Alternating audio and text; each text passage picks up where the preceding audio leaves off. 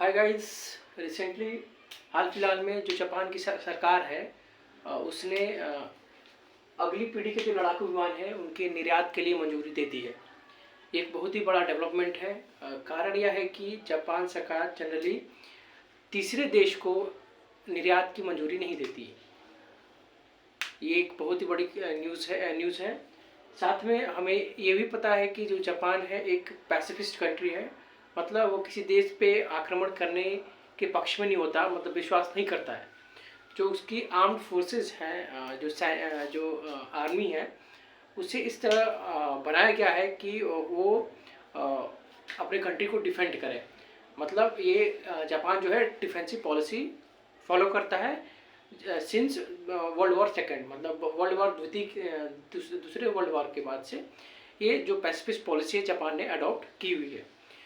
वहाँ पे इसके लिए बहुत ही कन्फ्लिक्ट है। जो भी इसके जो दोनों ग्रुप है, एक जो ये चाहता है कि इसलिए पॉलिसी को कंटिन्यू रखा जाए, दूसरा ग्रुप जो सेक्शन ऑफ सोसाइटी है, जो समाज के लोग हैं, वो ये चाहते हैं कि अब इस पॉलिसी को एबोलिश करना चाहिए, ख़त्म करना चाहिए। कुछ इसके रीज़न भी है कि जो चाइना है एक एग्रेसिव पॉलिसी फॉलो करता है इन साउथ चाइना सी, और उसमें बहुत सारे डिस्प्यूटेड टेरिटरी हैं, तो एक ये भी रीज़न है।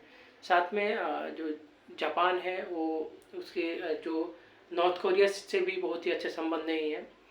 तो इन सब वजहों की वजह से, इन सब रीज़न की वजह से कुछ सेक्शन ऑफ जो कुछ समाज के लोग, कुछ देश के जो नागरिक हैं, इस पॉलिसी को एबोलिश करना चाहते हैं। तब जो सरकार ने मंजूरी दी है, इसके बारे में हम कुछ इंपॉर्टेंट फैक्ट्स को पढ़ेंगे। जो फाइटर जेट है वो ब्रिटेन एंड इटली के साथ विकसित किए जाएंगे और ये 2035 तक ये रेडी होंगे। मतलब ये 2035 तक ही ये जो फाइटर जेट है वो ऑपरेशन में आएंगे। जापान है तीसरे देश को एक्सपोर्ट पे, मतलब निर्यात पर मिलिट्री इक्विपमेंट जो होते हैं, जापान जो हथियार होते हैं उसको एक्सपोर्ट पे रोक लगाता है। अब हम जापान के बारे में कुछ महत्वपूर्ण फैक्ट्स के बारे, तथ्यों के बारे में जानेंगे। जापान में 4 इम्पोर्टेंट आइलैंड है, महत्वपूर्ण द्वीप हैं, और वो 4000 से ज़्यादा भी छोटे छोटे द्वीपों का समूह है। जो सबसे बड़ा द्वीप है वो है होन्शु। उस पर जो जापान की राजधानी है टोक्यो स्थित है। ये साथ में जो जापान है वो रिंग ऑफ फायर का हिस्सा है, और ये जो रिंग ऑफ फायर है उसमें बहुत सारे वॉल्केनिक मतलब इरप्शन होते हैं, मतलब ज्वालामुखी का जो विस्फोट होता है। इस वजह से वहाँ पे जियोग्राफिकली, भौगोलिक रूप से अस्थिरता की सिचुएशन आती है और बहुत सारे वहाँ भूकंप आते हैं। यही रीज़न है कि जापान में हर वर्ष हजारों भूकंप आते रहते हैं। आगे बढ़ते हैं। जापान की जो सबसे बड़ी झील है बीवा झील, जो सबसे बड़ी फ्रेश वाटर लेक है, मतलब फ्रेश वाटर लेक है और सबसे बड़ी झील है।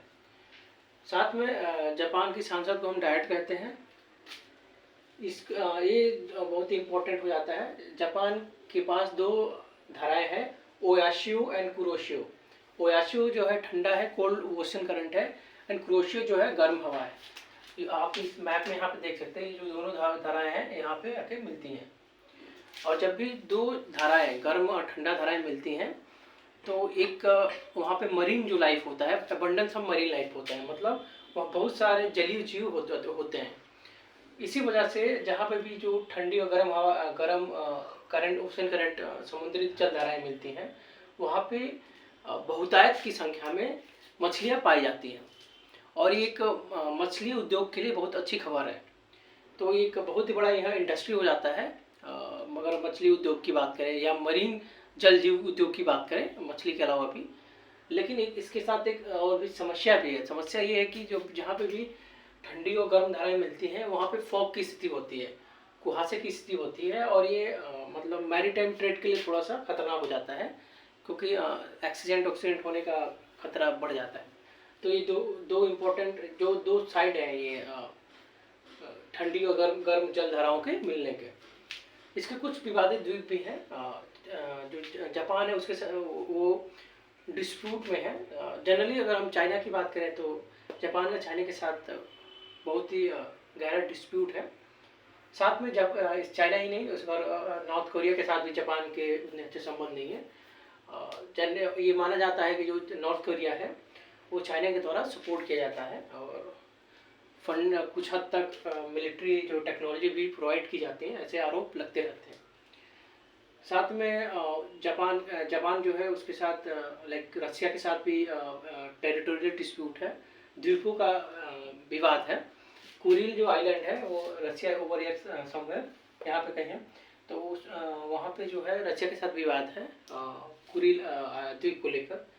जो सेनकाकू द्वीप है वो जो विवादों में है चाइना और जापान के बीच। अभी ये जो सेनकाकू जो है जापान के अंडर कंट्रोल में है, आधिपत्य में है, जापान का आधिपत्य में, और चाइना भी इसको क्लेम करता है। तो ये टेरिटोरियल डिस्प्यूट है।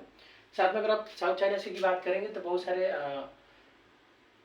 आइलैंड है जो कि विवाद में है। चाइना जो है पूरे साउथ चाइना सी को क्लेम करता है। इस वजह से जो भी कंट्रीज हैं उसके उन सबके साथ चाइना का मैरीटाइम डिस्प्यूट है। मतलब जो समुद्री एरिया है उसको लेकर विवाद है, और साथ में जापान के साथ भी है। तो ये सब इम्पोर्टेंट फैक्ट्स थे जापान के बारे में। धन्यवाद।